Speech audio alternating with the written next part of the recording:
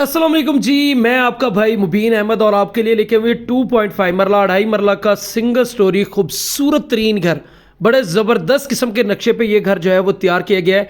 इस घर में 2 बेडरूम 2 वाशरूम मिलेंगे। सबसे पहले इस घर का पाउडर रूम आप देखें, खूबसूरत है। सीलिंग के डिज़ाइन इंतहाई ज़बरदस्त मिलेंगे।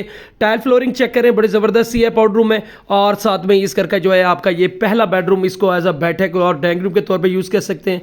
सीलिंग ज़बरदस्त ऐश वाइट पेंट का काम किया गया है। गिलासी सीढ़ियाँ फर्स्ट फ्लोर के लिए सेपरेट, और पूरे घर में आपको वुडन स्टाइल में आपको जो है वो टाइल फ्लोरिंग मिलेगी। सीलिंग का डिज़ाइन चेक करें, और इसके अलावा आपको 4th section full high tea wardrobe आपको मिलने वाली है।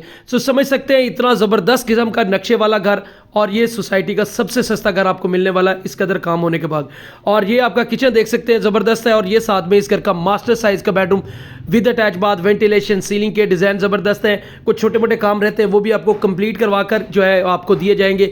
और साथ में ये इस घर का आपका दूसरा वाशरूम, जहाँ पर भी आपको खूबसूरत सी टाइल वर्क है, वेंटिलेशन एरिया, मोटर यहाँ पर लगी हुई है, गीज़र वाली वायरिंग है। सिर्फ और सिर्फ 32 लाख में घर मिल जाएगा।